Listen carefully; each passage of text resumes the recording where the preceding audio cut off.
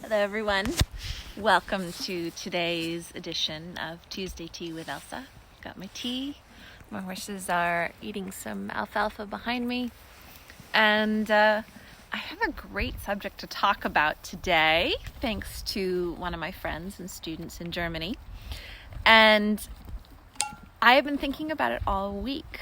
So I start with this just to remind you all, if you have a question or a subject that you'd like to hear me talk about, make sure and ask me. I love having stuff to chew on. I love having something to keep my brain active. And that's particularly good talking about today's subject. Today's subject is boredom as a cause of stress. And there's a specific reason I want to talk about this. So this bay horse here, this is Zohari. He is about 23, 24. I'd have to look it up. But I raised him from a baby. He got to live with me from the day he was born. I owned his mother. And we actually had his father as well. So when he was weaned from his mother, he moved in with his father, and he got to live as a colt until he was 3 years old and was gelded. He was a stud colt with his father, who was an Arab stallion. I know he's big, but he got his mother's height, not his father's height. So the reason I want to talk about this is because we have this subject about teenage horses that are in that 2, 3, 4, sometimes even 5-year-old age range. And it seems like these teenage horses need so many boundaries. And because I do freedom-based training and I don't use tools, or I see if I can set my life up so I don't have to use tools, it's really difficult with freedom-based training to set boundaries. Horses are big and they're strong and they're athletic. When you have teenage age horses, they often go looking for boundaries. They go looking for the edges. Same with people, but I'm going to talk about horses because horses is my area of expertise. So this idea that teenagers need boundaries, I've really been thinking about it a lot. Is that true? And I think I had an advantage with Zohari. Yes, he did need boundaries to a certain extent, but what he had that I think limits the amount of boundaries they need is a father figure. And this is something most of our domestic horses don't get to have. And that is a stallion to grow up with. Florentine, same as people as it is with horses. There seems to be this need for boundaries around the teenage years. But I think that there is something that would mitigate that. And that is play and engagement between someone older and someone younger. So, I had an incredible benefit with Zohari when he was growing up, that he lived with his dad. He lived with a stallion. He lived with a really good stallion. And stallions have the hormones and the instincts to be incredibly paternal. They want to interact with their offspring. And they often interact with their offspring more so than the mares do.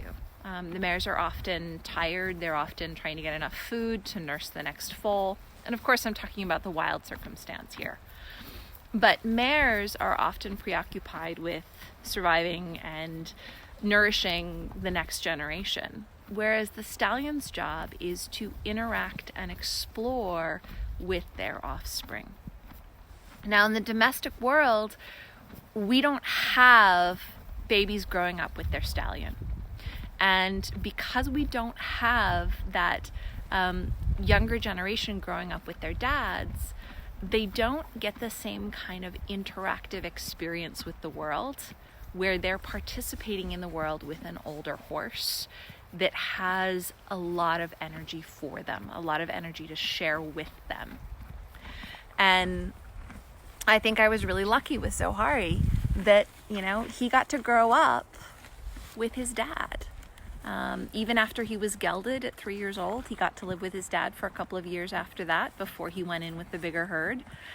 And what that did is it made my job so much easier. Now, everybody instantly thinks, well, stallions set boundaries for them, so they fill that need.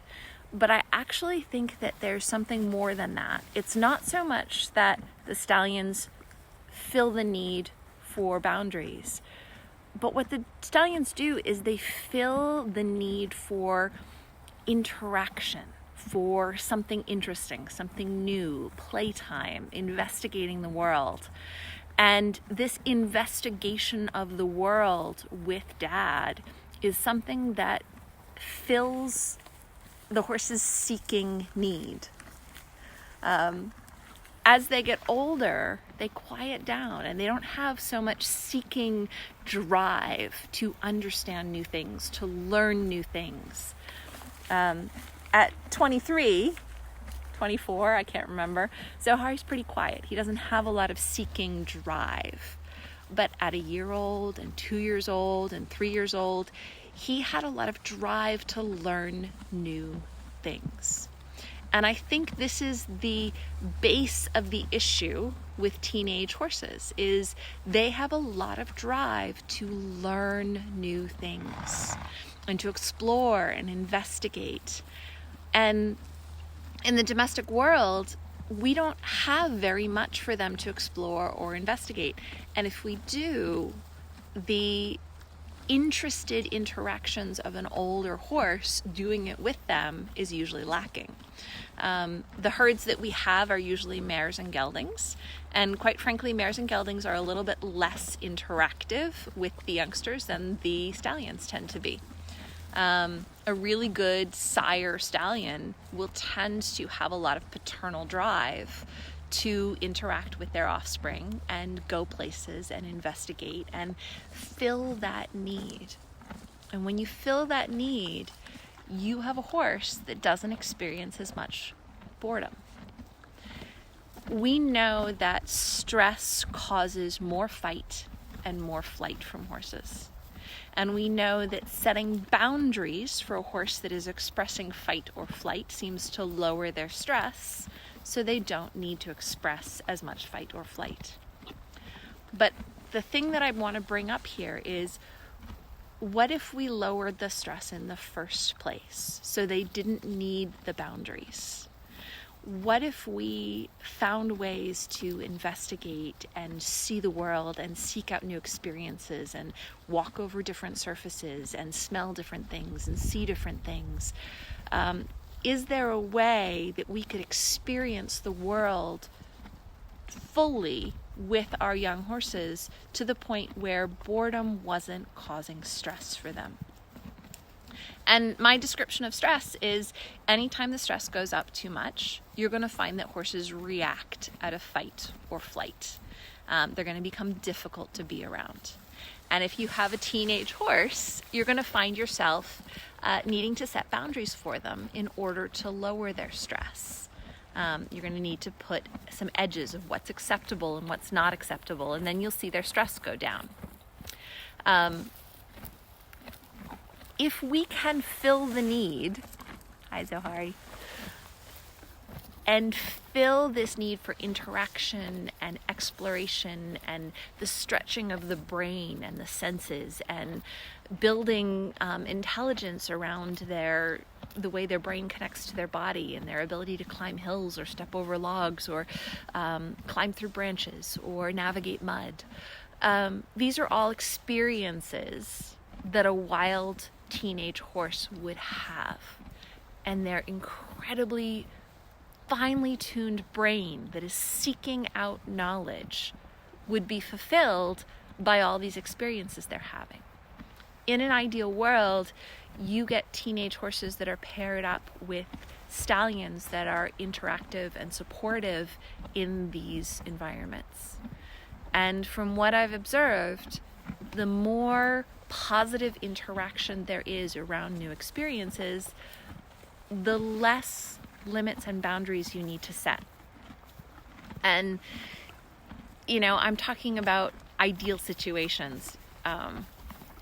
there are every quality of stallion out there, just like there's every quality of people out there. I'm not saying all stallions will be paternal or all stallions will look out for their offspring really well. There's certainly going to be good dads and bad dads. That's just the nature of life. But I do think that if we look at the underlying cause for horses needing boundaries, there is the potential to fill that need before it becomes a problem. So yes, absolutely, teenage horses are going to feel much better when you set clear boundaries for them. This behavior is acceptable, this behavior is not acceptable. Their stress goes down, the fight and flight goes down, they become much better friends, and they feel better. The challenge I want to throw out there is, how could we set their life up so that their seeking brain was stimulated enough and their companionship needs were met with somebody that wanted to be interactive with them as they learned about life? Is it possible to fill that to the degree that the horse doesn't then need so many boundaries? I think horses need boundaries because boredom causes stress. They have an active, seeking, learning brain, and when it is bored, they develop more fight, more flight. And that fight and flight looks for boundaries to contain it, to feel safe.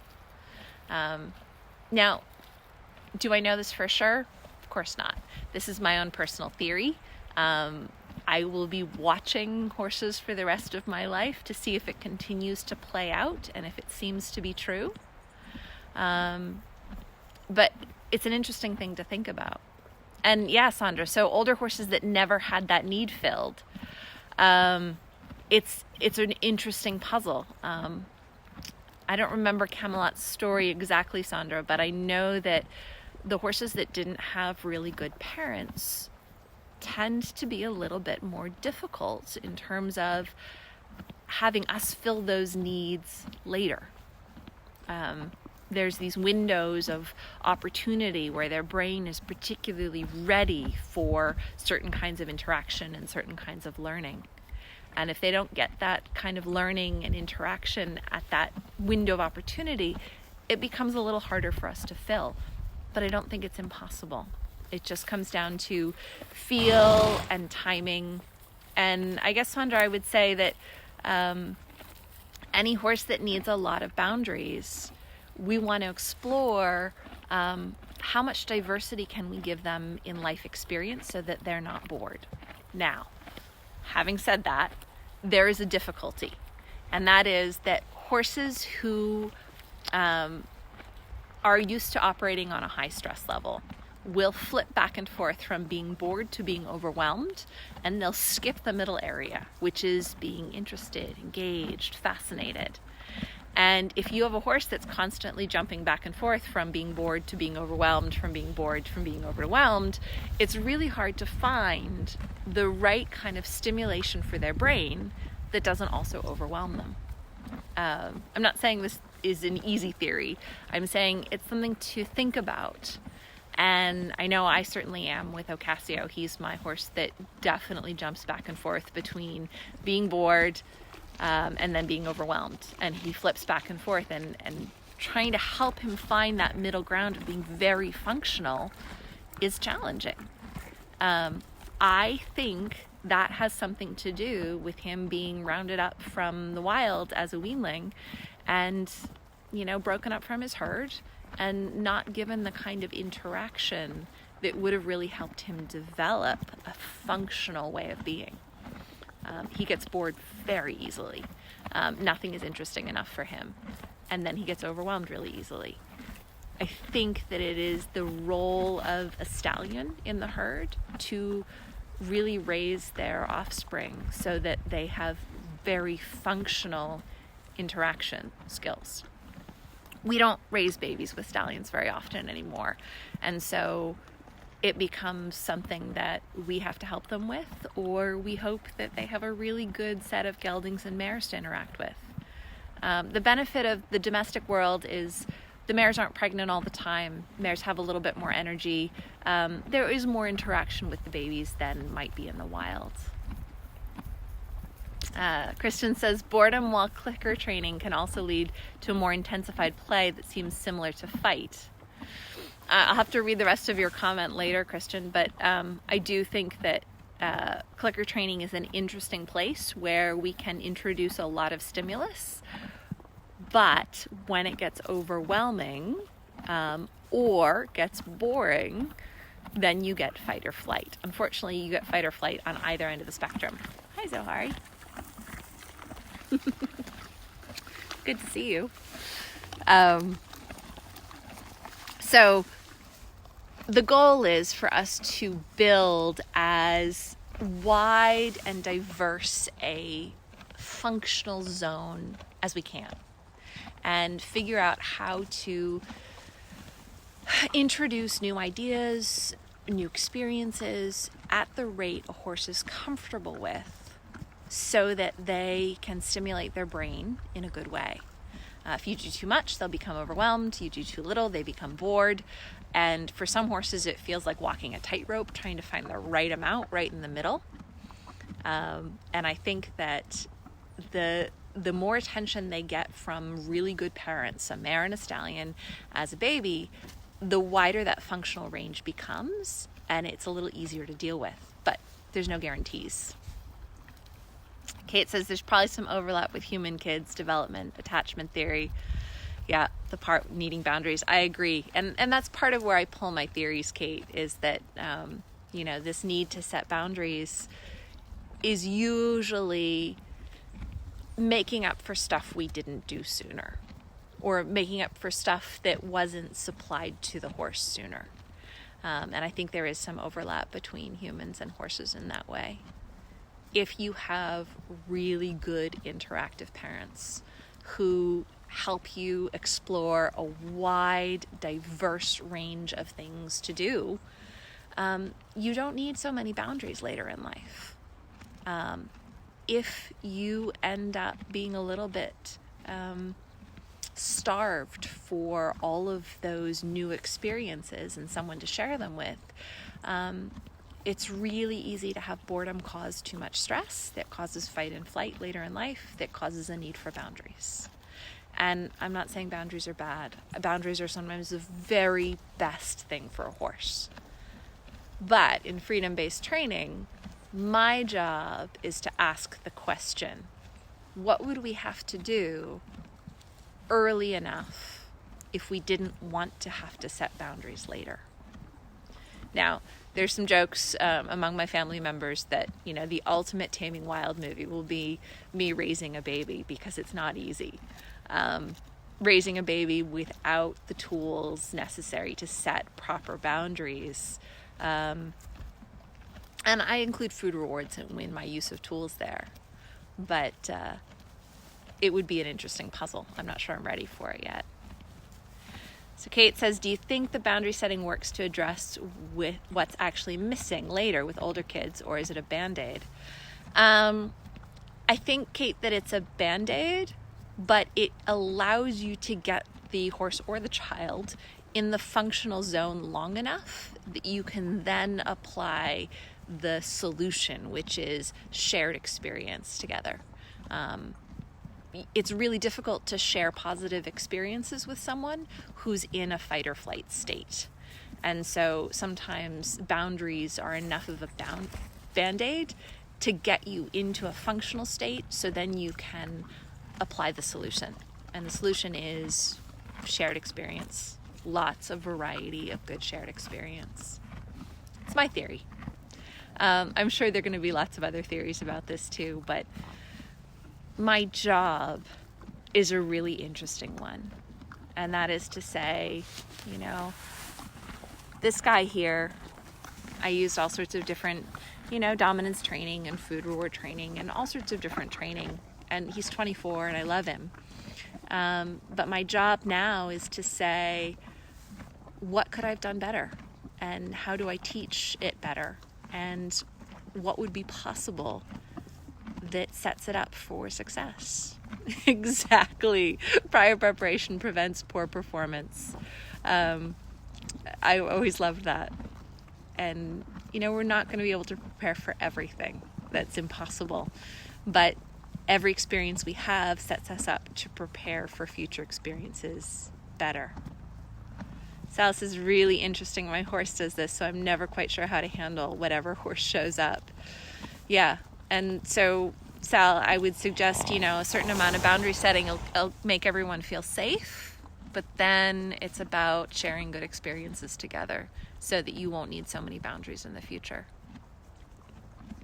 Thanks, Kate. Yeah, I do think that if we can bridge that, and I guess that answers Sandra's question earlier about Camelot. If you can set enough boundaries to make everybody feel safe, but then really invest in that harmony experienced between individuals while doing new things, I think that's the fix and the solution. Christian says, I also see differences between introvert and extrovert horses. Some need more variety soon, some later. Yes, absolutely. And Christian, I really think that's the difference between, good parent, bad parent, is that hopefully the stallion and the mare are similar enough to the offspring that they understand what that offspring needs, but that isn't always the case. Sometimes you have to adjust, too much stimulation, it becomes overwhelming. Too little stimulation, it becomes boring.